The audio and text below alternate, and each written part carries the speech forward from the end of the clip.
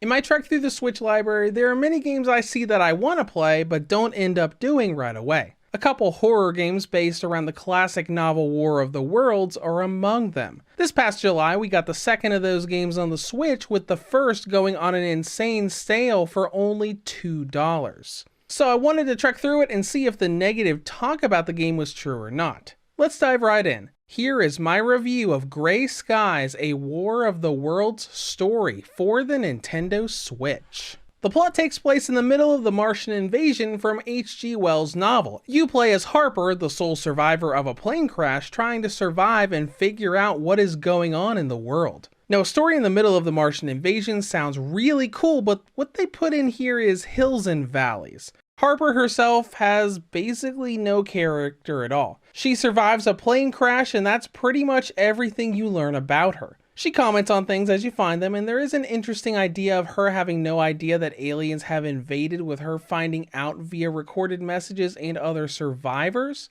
But the story overall just isn't very good. No character development for Harper, the ending is a little confusing on what the whole point was, and most of it just doesn't give you any info to dissect whether this is actually in one of the movie or TV series continuities, outside of the fact that the tripods that show up do look similar to the ones from the 2005 movie. Now, don't get me wrong, the few moments where the tripods do show up are great. Really great sense of atmosphere and intimidation. It's just sad that most of the game isn't doing that. When it comes to gameplay, this is a 3D stealth game with light crafting elements thrown in. As you trek through it, you'll be sneaking through 3D areas and collecting materials to craft distraction items to be used for luring enemies away from you or interacting with the environment. Now, the point of each area or level is pretty simple. You explore that 3D room with the goal of getting into the next. This will mostly be a matter of locating where you need to go and doing some light puzzle solving to get through it. A lot of these puzzles will have a gate locked or tied behind an electric fence, so you gotta find a key or turn on some laptops to get that electric fence to turn off so you can get past it.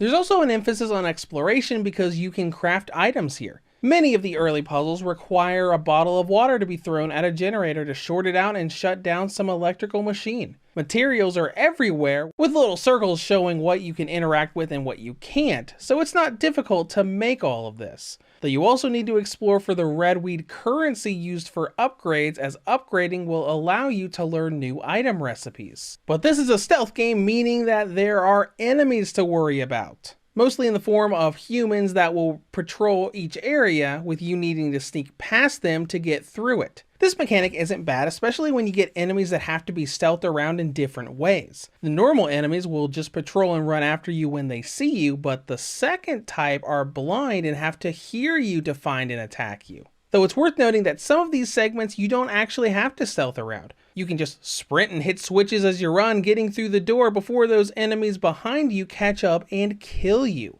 But other areas don't allow you to do that, requiring you to be in stealth to be able to realistically solve a puzzle. Like when you have a room full of enemies but have to slowly push a shelf over to a fence to climb out. But despite these stealth mechanics being pretty alright, I found the enemies in this game very disappointing. Not in the mechanic, but in what they are. This is a War of the Worlds story. Martian aliens are invading the planet, yet 99% of the enemies are just mind-controlled humans. There is one really cool segment halfway through the game with the iconic tripods, and it's a great sequence, but there's barely any of that in the game at all.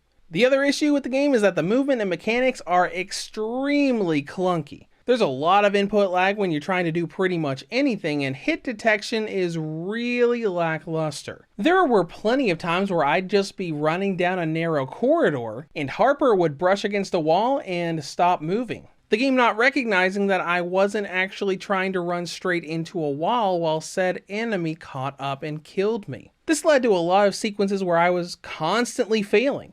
Not from not knowing where to go, but getting to areas where the game would just glitch up and not let me do what I needed to do. And not to be more negative on the game, but the pacing seems off as well, with a lot of segments that feel like they're padded out way too long. When you first get the car at the end of the tutorial stage, you drive and walk around the desolate highways for a really long time. The copyrighted song that plays in the background when you're driving is really cool, but it seems way too long for just a transition between levels. Now, as all of this comes together, we don't actually have a lot of content here.